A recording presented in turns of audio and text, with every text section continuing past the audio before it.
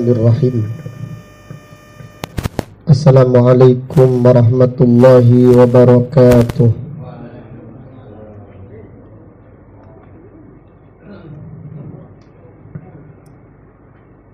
Innal hamdalillah nahmaduhu wa nasta'inuhu wa nastaghfiruh wa na'udzu billahi min syururi anfusina wa min sayyiati a'malina. May yahdihillahu fala mudilla lahu wa may yudlil fala hadiya lahu. Wa ashhadu an la ilaha illallah wahdahu la syarika lah wa ashhadu anna Muhammadan abduhu wa rasuluh sallallahu alaihi wa ala alihi wa sahbihi wa man tabi'ahum bi ihsanin ila yaumiddin. Amma ba'du.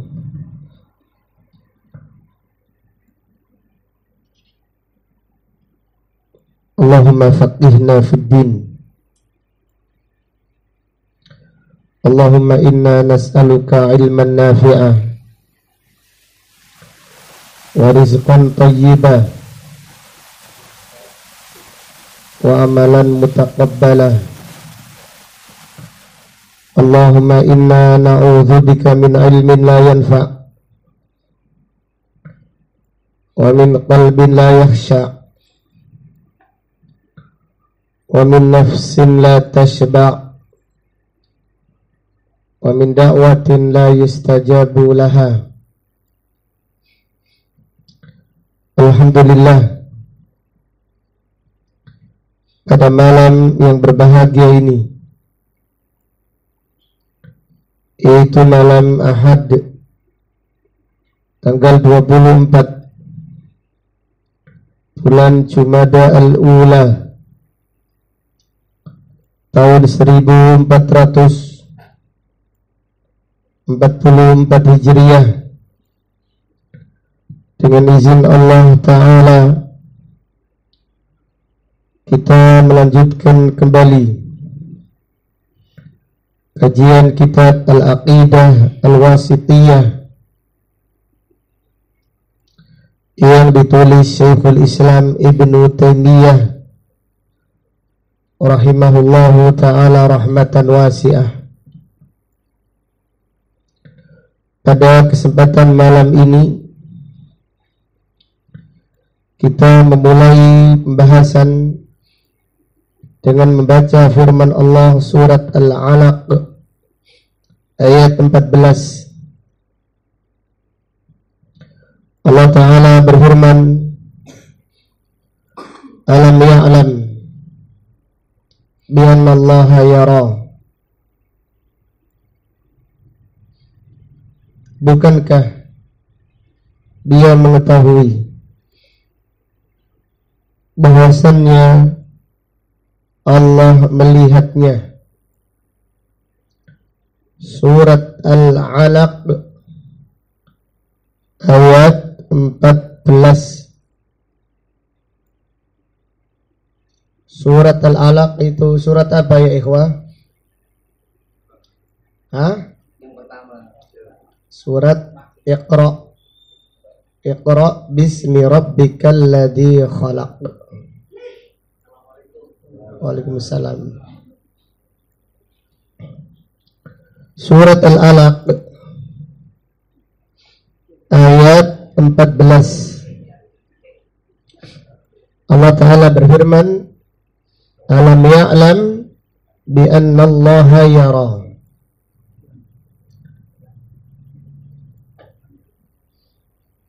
Apakah dia tidak mengetahui bahwasannya Allah melihat perbuatannya? Ayat ini tentang Abu Jahal yang melarang Nabi Sallallahu Alaihi Wasallam salat di Masjidil Haram dan melarang Nabi SAW berdakwah di Masjidil Haram. Allah Ta'ala berfirman, ara'aital ladzi yanha 'abdan idza shalla. Ara'aital ladzi yanha, tidakkah engkau melihat seseorang yang melarang, yaitu Abu Jahal, melarang Nabi SAW salat di Masjidil Haram, abdan idza shalla. Ara'aita in kana 'alal huda, tidakkah engkau melihat in kana 'alal huda, orang yang dilarang ternyata di atas petunjuk. Ara'aita in kadzdzaba wa tawalla, dan tidakkah engkau melihat ternyata yang melarang adalah orang yang mendustakan ayat-ayat Allah dan berpaling dari kebenaran. Kemudian Allah berfirman, alam ya'lam bi annallaha yara. Tidakkah dia mengetahui bahwasannya Allah melihat perbuatannya. Abu Jahal ingin memukul Nabi SAW. Namun ketika dia sampai di Masjidil Haram, Abu Jahal melihat yaitu lubang yang sangat besar yang menyala-nyala, sehingga Abu Jahal tidak jadi memukul Rasulullah sallallahu alaihi wasallam. Nabi sallallahu alaihi wasallam bersabda, "Lau dama minni."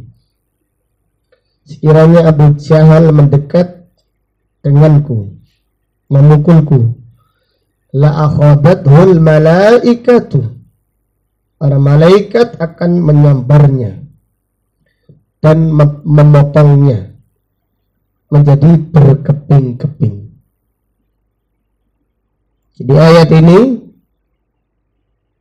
berhubungan dengan Abu Jahal yang melarang Nabi Sallallahu Alaihi Wasallam beribadah di Masjidil Haram dan berdakwah di Masjidil Haram. Dengan demikian, siapa yang melarang orang berdakwah, dia seperti siapa, Pak Nawawi? Seperti Abu Jahal. Jadi siapa yang melarang orang dakwah karena takut yaitu golongannya, pengajiannya ada yang menghadiri, takut dakwanya orang yang dilarang tadi semakin berkembang, maka dia seperti Abu Jahal. Oh, enggak. Iya. Menyerupai, jadi mencontoh. Iya. Menyerupai Abu Jahal. Dari ayat ini terdapat beberapa pelajaran yang bisa diambil. Yang pertama, mengimani sifat melihat untuk Allah. Mengimani sifat melihat untuk Allah. Jadi kita beriman Allah Maha melihat, Allah melihat, Allah memiliki apa? Penglihatan sesuai dengan kebesarannya dan keagungannya. Pelajaran yang kedua, ancaman keras bagi siapa yang menghalangi dakwah. Ancaman keras bagi siapa yang menghalangi dakwah. Sebagaimana Allah Subhanahu wa taala menghancurkan Abu Jahal dan membinasakan Abu Lahab. Allah Maha berkuasa melenyapkan orang-orang yang mencontoh Abu Jahal dan Abu Lahab. Abu Jahal dan Abu Lahab adalah simbol penghalang dakwah. Abu Jahal dan Abu Lahab adalah simbol penghalang dakwah yang dibinasakan oleh Allah Subhanahu wa ta'ala. Dan kita harus yakin Allah Maha berkuasa atas segala sesuatu. Dan hendaklah kita sabar di jalan dakwah. Karena jalan dakwah adalah jalannya Allah. Siapa yang menghalanginya, dia berurusan dengan Allah. Jadi jangan yaitu merasa aman. Allah menangguhkan, Allah mengulu-ulu, namun Allah tidak membiarkan. Allah pasti menghukum orang-orang yang menghalangi dakwah, cepat atau lambat, bagi siapa yang tidak sadar dan tidak taubat. Namun siapa yang taubat, maka Allah Maha penerima taubat. Seperti halnya Abu Sufyan. Abu Sufyan berkata, aku memerangi Nabi SAW 28 kali. 28 kali memimpin perperangan. Baik peperangan besar atau peperangan kecil. Melawan Nabi SAW atau melawan yaitu para sahabat.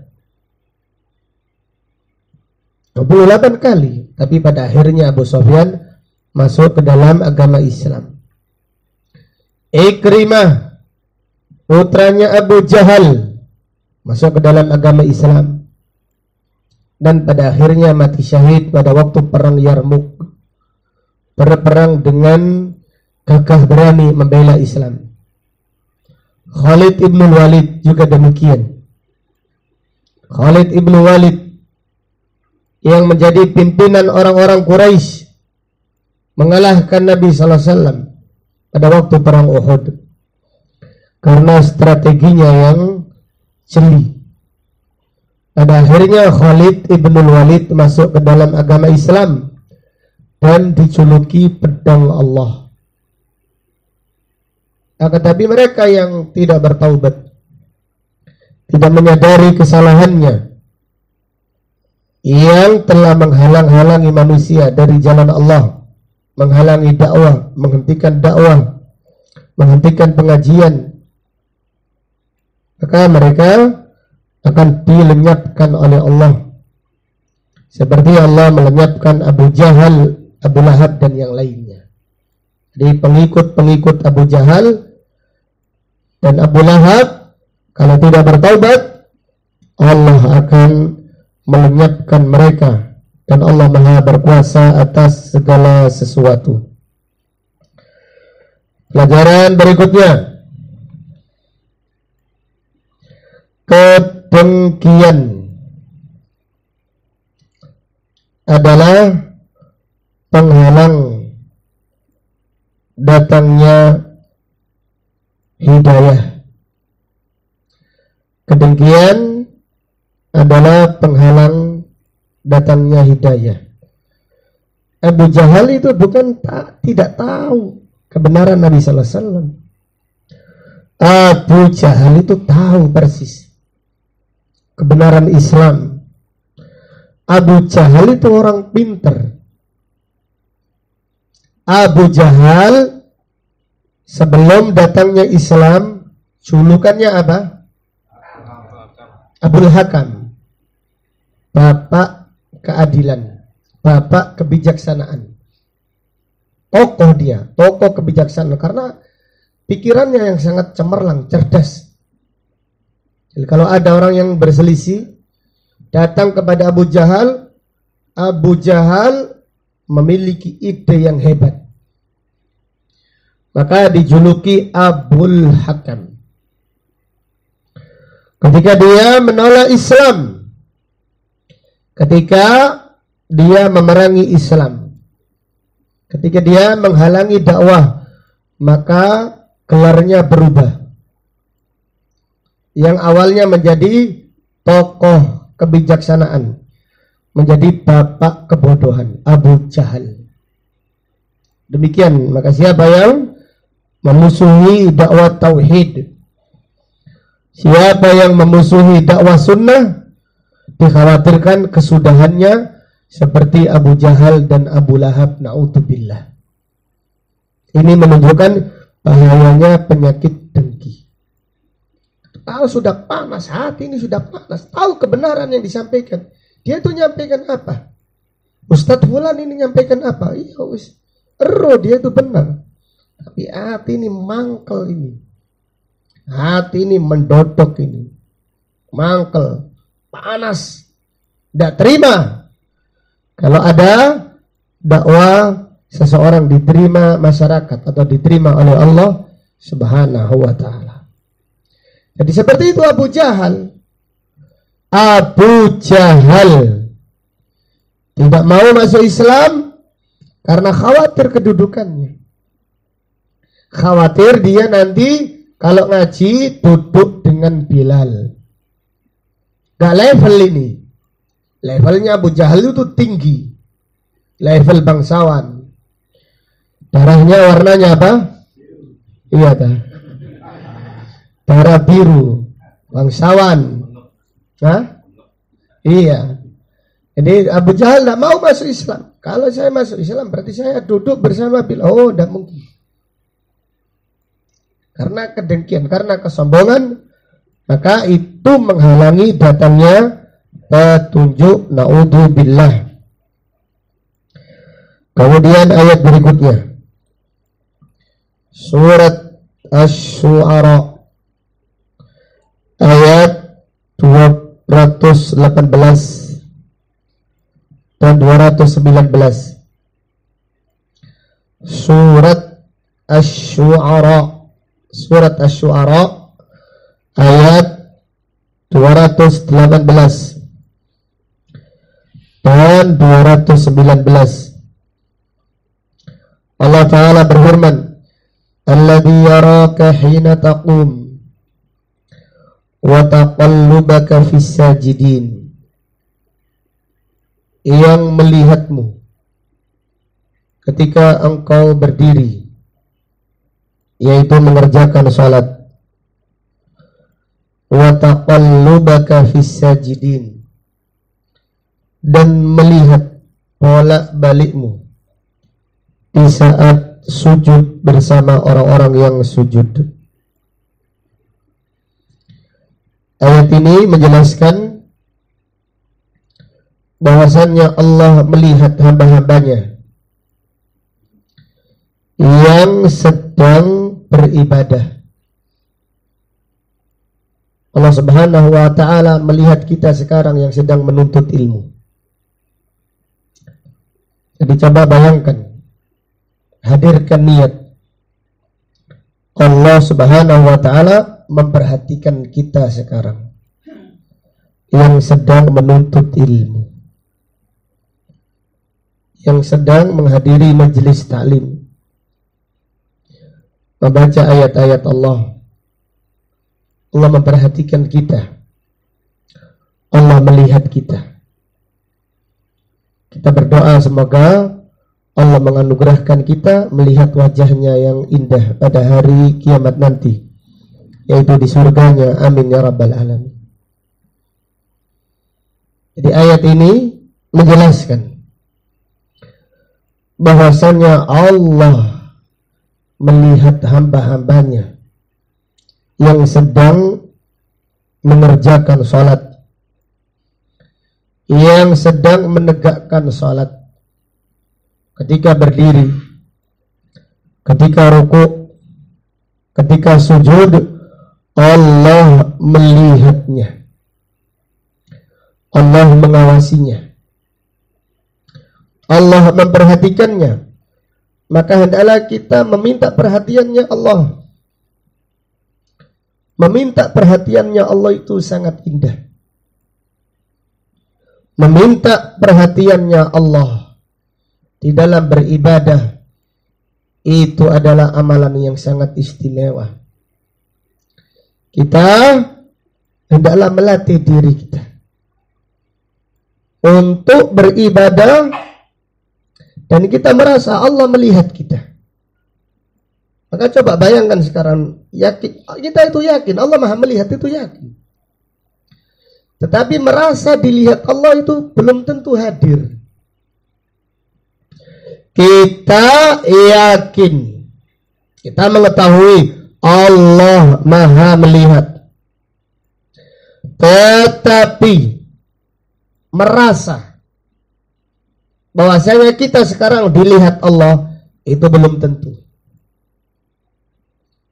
Ini perlu perjuangan, perlu doa, perlu kesabaran, perlu latihan. Supaya apa? Supaya kita meraih derajat al-ihsan, yaitu derajat orang-orang yang beribadah merasa diawasi Allah, rindu dengan Allah, caper kepada Allah, cari perhatiannya Allah. Karena Allah Subhanahu wa ta'ala Maha melihat, Allah Maha mengetahui, Allah memperhatikan, Allah mengawasi, Allah mendengar. Itu semua akidah yang kita yakini. Dan apabila kita menerapkan akidah tersebut, kita pasti akan mencintai Allah. Ibnu Qayyim al-Jauziyah rahimahullah berkata, "Man 'arafallaha bi asma'ihi wa sifatihi ahabbahu la mahala." Siapa yang mengenal Allah dengan nama-namanya dan sifat-sifatnya, dia pasti akan mencintai Allah. La mahala, tidak mungkin tidak. Siapa yang mengenal Allah dengan nama-namanya dan sifat-sifatnya, dia pasti akan mencintai Allah. La mahala, tidak mungkin tidak. Akan tetapi ilmu kita tentang asma wa sifat itu minim, maka kecintaan kita kepada Allah berkurang.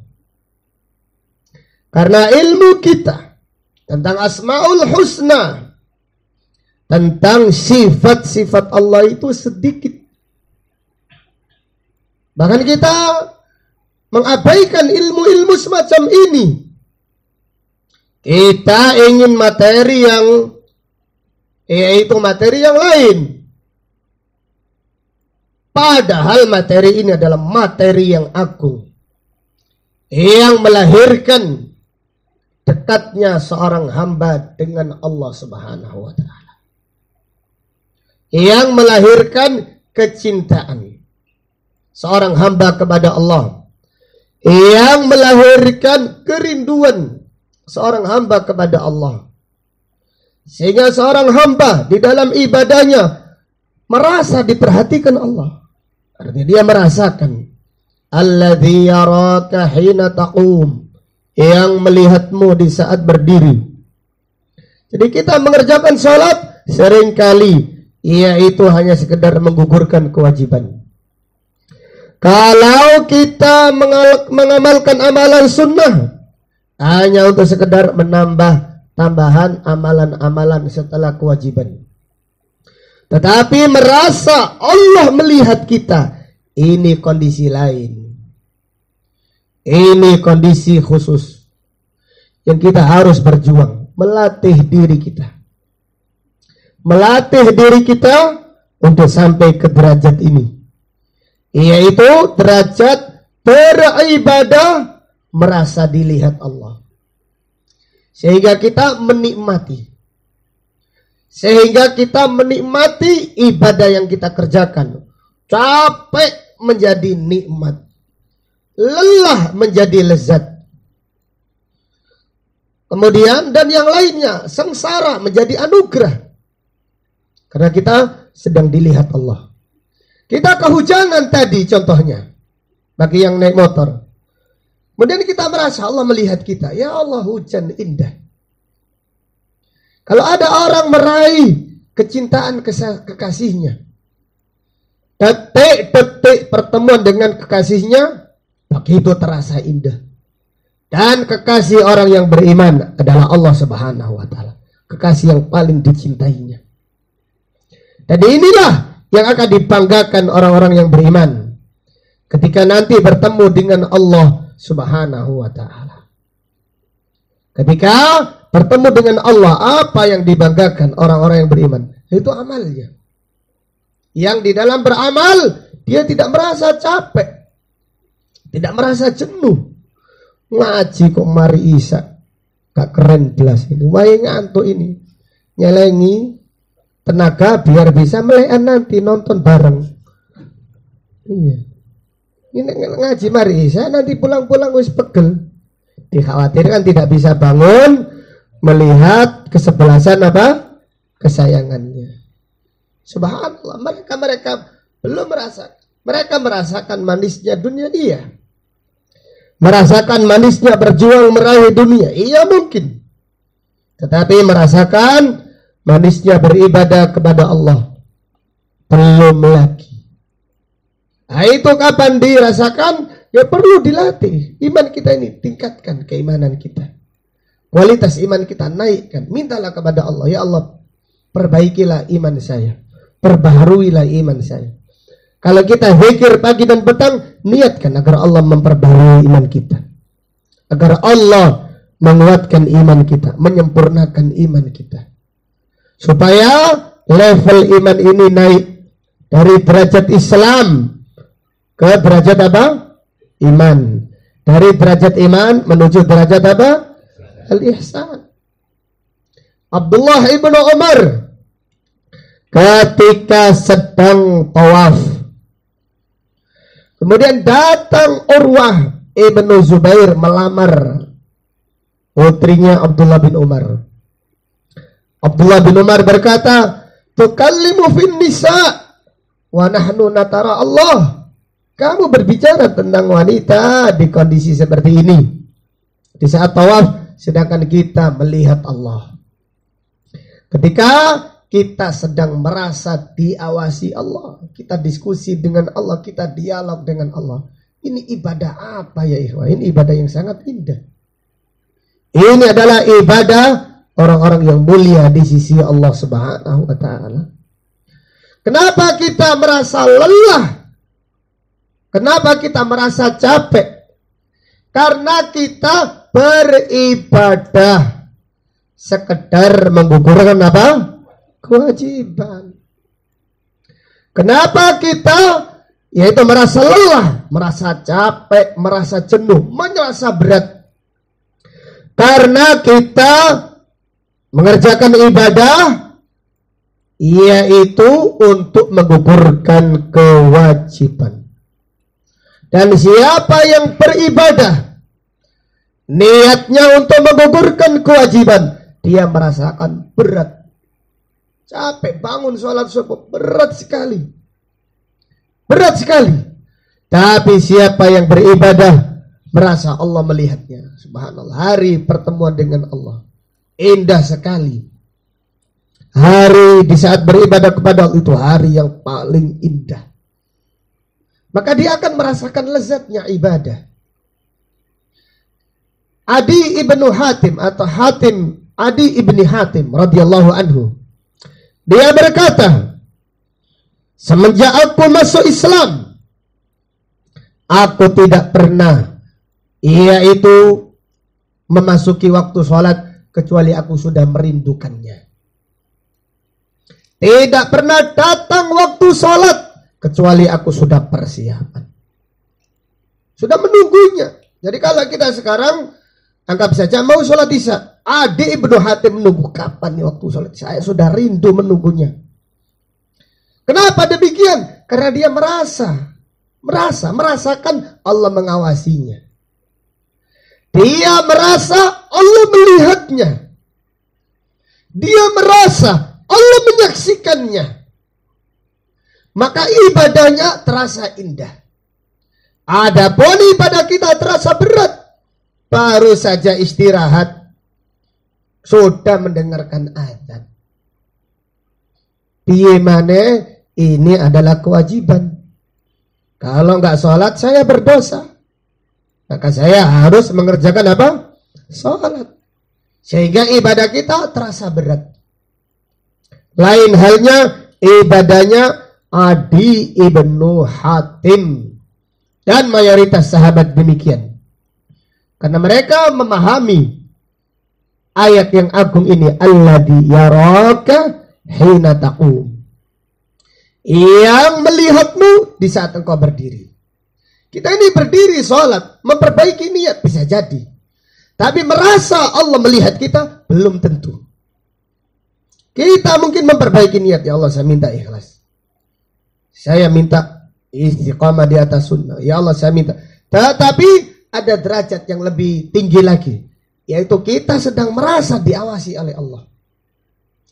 Kita sedang merasa diawasi oleh Allah. Alladzi yaraka hina taqum. Ini mintalah kepada Allah ya ikhwan. Karena Allah itu karim.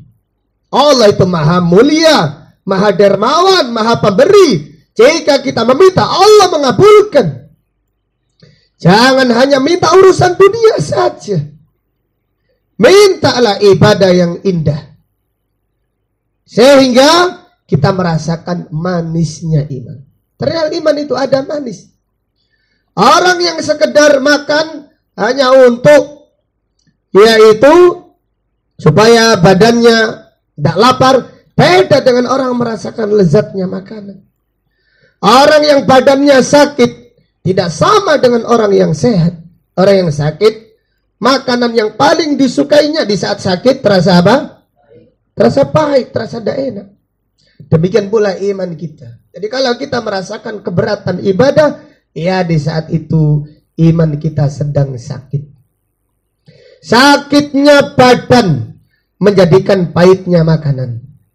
Sakitnya hati dan sakitnya iman menjadikan pahitnya amal soleh, beratnya ibadah yang kita kerjakan. Nabi SAW berkata kepada Bilal, ya Bilal arihni, wahai Bilal, bahagiakan kita dengan azan. Nabi SAW apabila mendengarkan azan sangat bahagia. Kita mendengarkan azan, lalu kita membaca WA, kadang rungono azan, kadang lihat WA-nya lagi. Nabi SAW tidak demikian. Aisyah berkata, idza sami'al adzan ka'annahu la ya'rifuna. Ketika dia mendengar azan, yaitu Nabi SAW, ka'annahu la ya'rifuna, seakan-akan tidak mengenal istrinya. Saking bahagianya dengar azan, Allahu Akbar. Yu'adzim al-adzan, mengagungkan azan. Bahagia karena akan dipanggil untuk menghadap Allah, dipanggil untuk melaksanakan ibadah salat. Hayya 'alas shalah, hayya 'alal falah. Allahu Akbar, Allah Maha Besar, yang lainnya itu kecil. La ilaha illallah.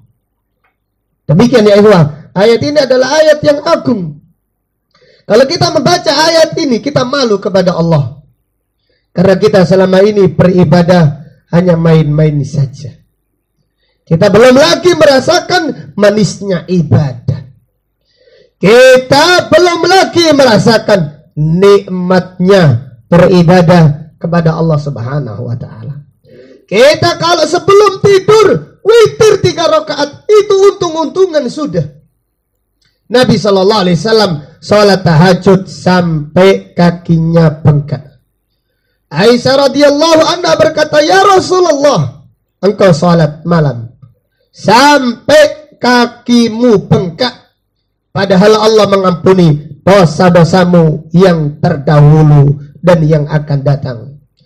Nabi sallallahu alaihi wasallam bersabda, "Afala akunu abdan syakura?"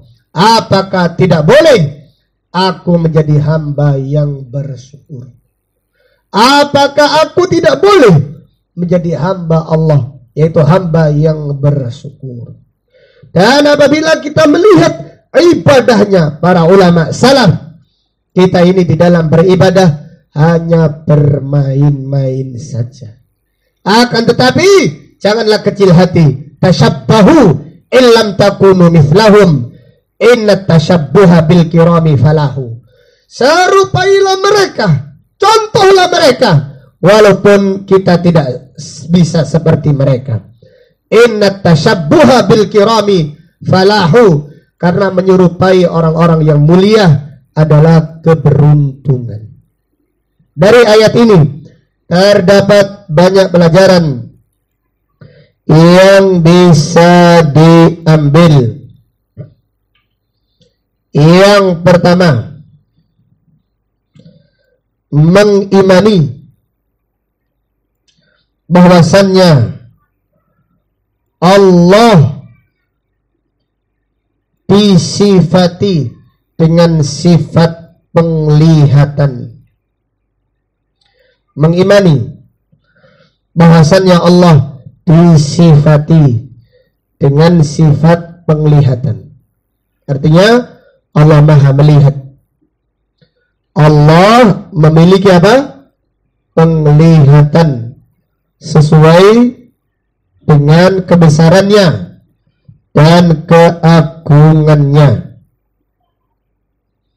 Kemudian pelajaran berikutnya,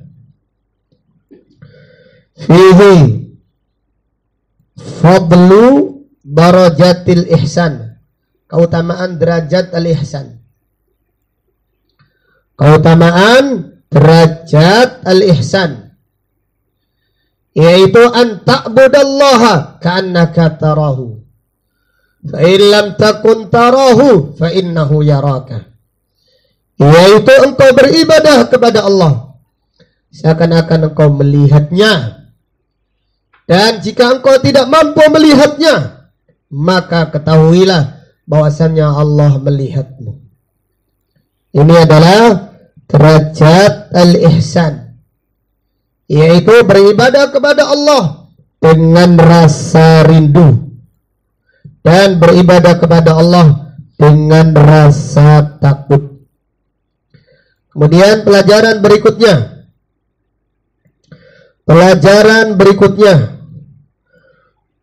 perintah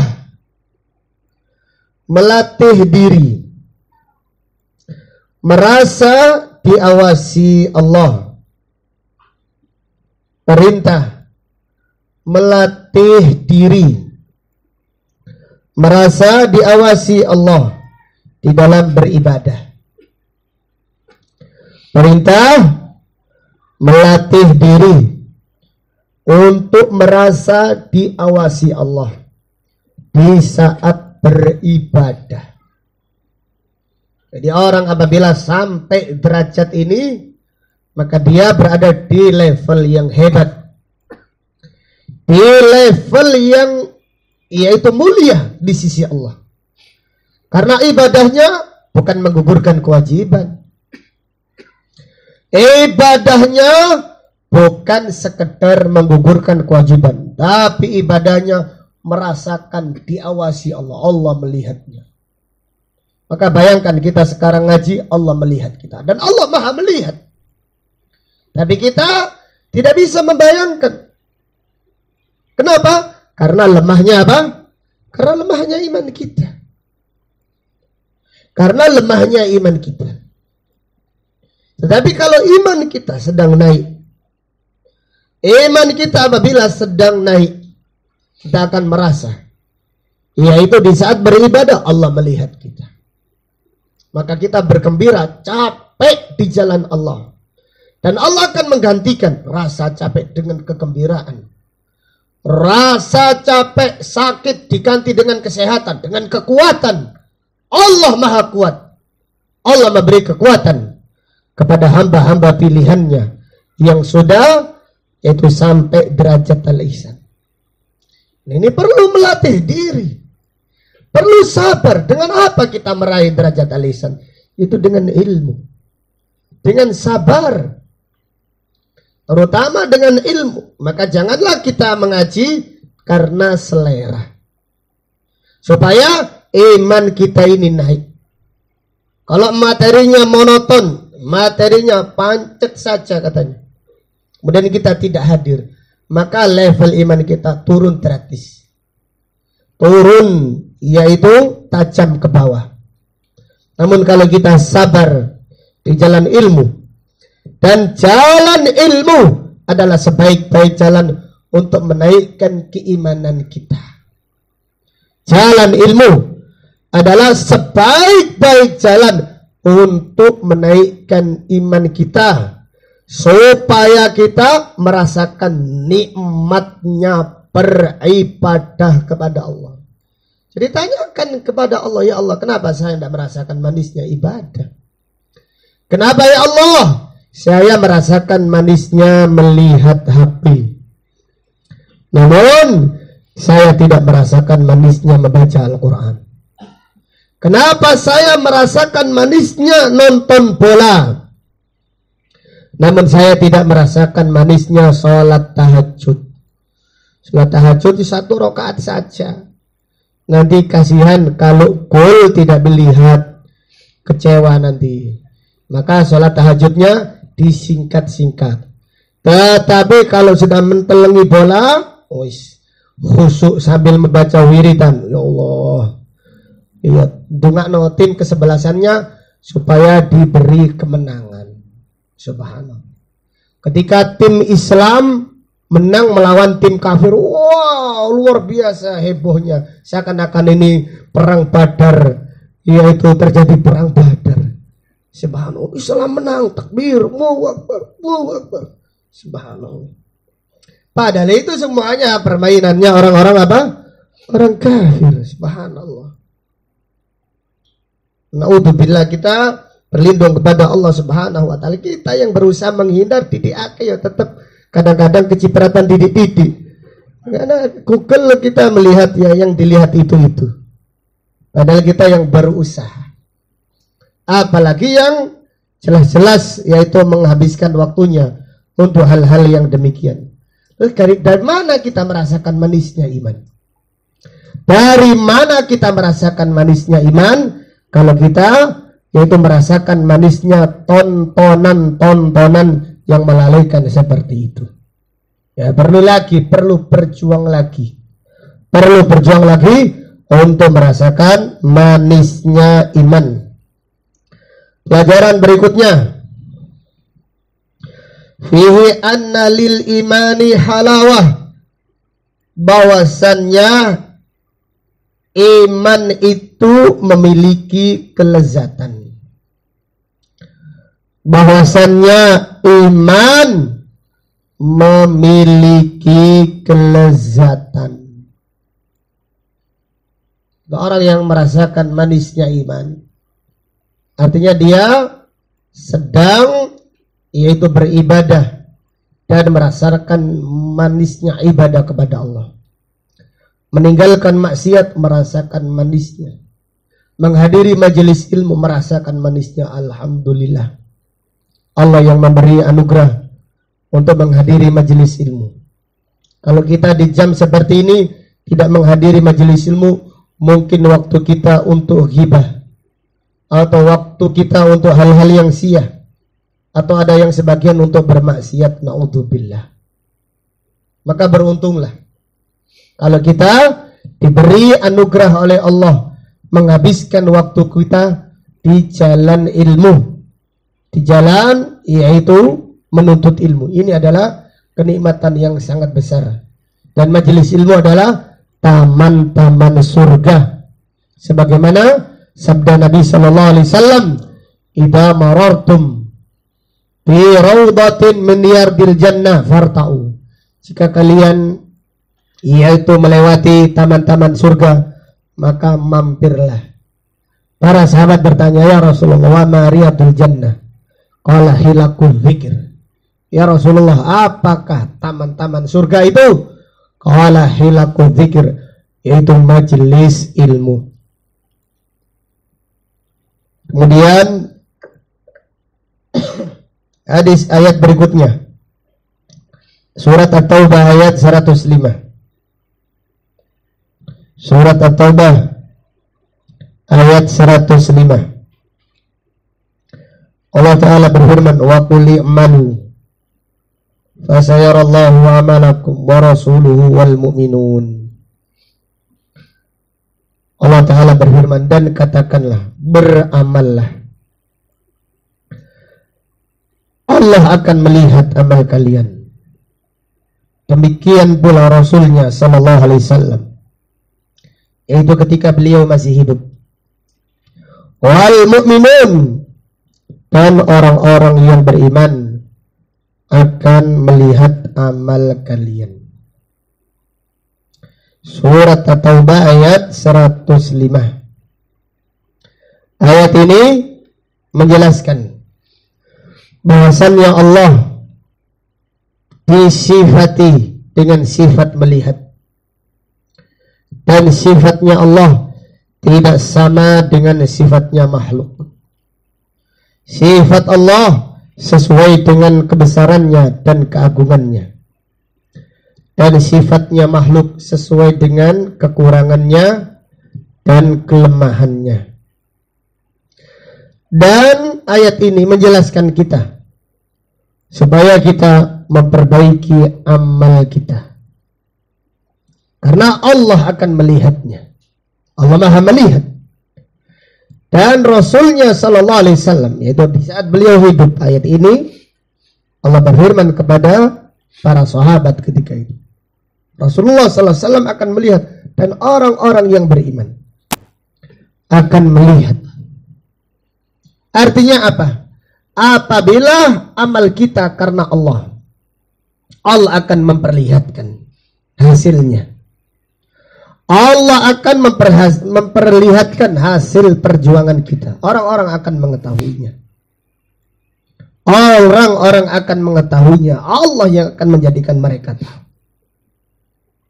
Demikian. Jadi kalau kita di jalan Allah, bacalah ayat ini. Allah melihat amal kita.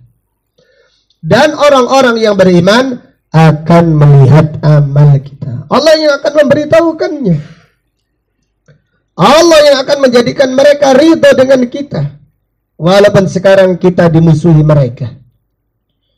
Rasulullah sallallahu alaihi wasallam bersabda, "Manil tamasa ridallah bisukhtin nas." Siapa yang mencari keridhaan Allah walaupun dimurkai manusia, radhiyallahu anhu wa arda anhu nas. Allah akan meridainya. Dan Allah akan menjadikan manusia meridainya. Manusia yang memusuhinya suatu saat akan meridainya. Tetapi siapa yang mencari ridha manusia walaupun dimusuhi Allah, Allah akan murka kepadanya. Dan Allah akan menjadikan manusia murka kepadanya. Diriwayatkan ada orang yang sholat pamrih. Sholat pamrih. Amalnya pamrih. Pamrih kan amalan mana pamrih itu? Amalan hati. Setiap kali lewat, orang-orang berkata, "Oh, ini orang pamrih." Setiap kali lewat, orang-orang mengatakan, "Oh, ini orang pamrih." Karena orang ria itu diperlihatkan oleh Allah. Orang yang pamrih itu diperlihatkan oleh Allah. Sabda Nabi sallallahu alaihi wasallam, "Man ra'a ra'ahullah." Siapa yang riya, Allah akan memperlihatkan riyanya kepada manusia. Man ra'a ra'ahullah. Siapa yang riya, Allah akan memperlihatkan pamernya. Tapi siapa yang ikhlas, Allah akan memperlihatkan. Orang-orang merasakan orang ini orang tulus. Kenapa? Karena orang yang beriman itu syuhada Allah, saksi Allah di muka bumi. Kemudian orang tadi yang pamrih bertaubat. Padahal riya, niat itu amalan hati. Ketika dia bertaubat, lewat di depan orang-orang berkata, subhanallah, orang ini sudah taubat. Orang ini ternyata sudah taubat. Demikian. Maka beramallah, ikhlaskan niat kita. Allah yang melihat kita. Dan Allah akan menjadikan manusia ridho dengan amal kita. Jangan cari ridho manusia, tetapi carilah ridho Allah subhanahu wa ta'ala. Imam Syafi'i rahimahullah berkata, ridhon nas ghayatun la tudrak. Ridho manusia adalah cita-cita yang mustahil. Lalu manusia saja tidak ridho dengan perbuatannya Allah, apalagi dengan perbuatannya apa? Manusia. Jadi ketika orang itu, contohnya hujan seperti ini. Ketika belum hujan, mereka menunggu kapan hujan. Kemudian ketika sudah hujan, mereka ngambek. Ini kok hujan terus, ini kenapa ini? Subhanallah, apabila manusia tidak ridho dengan perbuatannya Allah, apalagi dengan perbuatannya apa? Manusia, maka jangan cari keridhaan manusia. Carilah keridhaan Allah subhanahu wa ta'ala. Jadi Imam Syafi'i rahimahullah mengucapkan ucapan yang agung, ridhon nas wayatun la tudrak. Mencari keridhaan semua manusia adalah cita-cita yang mustahil. Itu tujuan yang fata morgana, tidak mungkin. Karena walaupun kita yaitu berdakwah selembut mungkin, pasti ada yang memusuhinya. Kita atur kata-kata kita, pilih yang paling baik, pilih yang paling lembut, tetap saja ada yang memusuhinya. Dan terkadang yaitu kata-katanya menyakitkan. Kalau bukan karena di jalan dakwah, kita pasti sudah ngambek kita ini. Kita meninggalkan. Ini contohnya, curhat saja, dan curhat kepada sahabat itu tidak mengapa. Ketika kita menyampaikan bahwasanya unjuk rasa itu menyelisihi sunnah, itu jalannya kelompok Khawarij, maka mereka yang senang demo marah. Subhanallah, katanya kita ini dituduh radikal. Kalau kita menjelaskan tauhid, dikatakan ekstrim, dikatakan teroris, dikatakan radikal. Subhanallah, padahal kita tidak pernah mengajak orang untuk memberontak. Padahal kita tidak pernah mengajak orang untuk unjuk rasa. Unjuk rasa saja haram. Maka kita mengatakan unjuk rasa itu haram. Baik 212 atau 411. Ya benar ya. 11 tanggal 4 bulan 11 sampean gak melok tapi ente. Iya. 212 tanggal 2 bulan apa? 12. Tanggal 4 bulan apa? 11. Yang mengomando adalah orang-orang yang pemberani. Kita mengingkari itu semua. Sampai ada yang mengatakan, ini contohnya di masjid, kita sebut saja namanya, tidak masalah, masjid di salah satu wilayah Cermi. Padahal itu masjid yang membangun masjidnya mbah saya. Masjid mbah saya, buyut saya. Itu pun kita dikatakan ini masjid sopo, kon ngomong enak ini sendiri. Subhanallah. Padahal kita menyampaikan bahwasanya unjuk rasa ini tidak boleh. Yang sebelumnya mereka menuduh kita teroris. Loh, gimana ini? Tuduhan yang pelin-pelan. Katanya kita teroris. Kita mengatakan jangan unjuk rasa. Kalau sampai ngomong kayak seperti itu, Kalau kita mengatakan janganlah menyekutukan Allah, ini adalah dakwanya para nabi dan para rasul. Kalau kita mengatakan jangan unjuk rasa, jangan memberontak, karena memberontak itu jalannya siapa? Jalannya Khawarij. Tapi mereka yang senang unjuk rasa, tidak terima ini apa ini? Tambah sakar PDW dakwah ini masjid siapa ini katanya? Kita mengatakan ini masjidnya Allah. Wa annal masajida lillah. Jadi seperti itu orang itu. Ketika dakwanya diingkari, mengatakan ini masjidnya siapa? Itu lagu lama itu. Itu lagu lama. Dan kita tidak kecil hati sedikit pun. Selama ada kesempatan dakwah, kita menyampaikan kebenaran. La nakhafu fillah laumata laim. Kita tidak takut di jalan Allah celaan orang-orang yang mencela. Demikian. Maka ayat ini Allah berfirman, wa qul malu, beramallah. Allah yang melihat amal kalian. Wa rasuluhu, dan rasulnya sallallahu alaihi wasallam, yaitu ketika beliau masih hidup. Wal mu'minun, demikian orang-orang yang apa? Yang beriman. Jadi Allah melihat dan nanti Allah akan memperlihatkan siapa yang ikhlas, siapa yang perjuangannya karena Allah, Allah yang menolongnya, Allah yang akan menyempurnakannya. Allah Ta'ala berfirman, yuriduna liyutfi'u nurallah bi'afwahihim wallahu mutimmu nurihi walau karihal kafirun. Mereka ingin memadamkan cahaya Allah dengan mulut-mulut mereka, dan Allah menyempurnakan cahayanya walaupun orang-orang kafir tidak menyukainya. Huwallazi arsala rasulahu bil huda wa dinil haqq liyudhhirahu 'ala ad-dini kullihi walau karihal musyrikun. Dialah Allah yang mengutus rasulnya sallallahu alaihi wasallam dengan petunjuk dan agama yang benar, agar Allah memenangkan agamanya di atas semua agama walaupun orang-orang musyrik tidak menyukainya. Tetapi kita diperintahkan oleh Allah untuk bersabar, jangan tergesa-gesa. Nabi SAW bersabda, wallahi la yutimmanallahu hadzal amra. Allah akan menyempurnakan agama ini, Allah akan menyempurnakan dakwah ini, walakinnakum tasta'jilun. Tetapi kalian itu terlalu apa? Tergesa-gesa. Wallahu taala a'lam. Sampai di sini pengajian kita malam ini. Insyaallah akan kita lanjutkan pada kajian yang akan datang. Kalau ada pertanyaan saya persilahkan.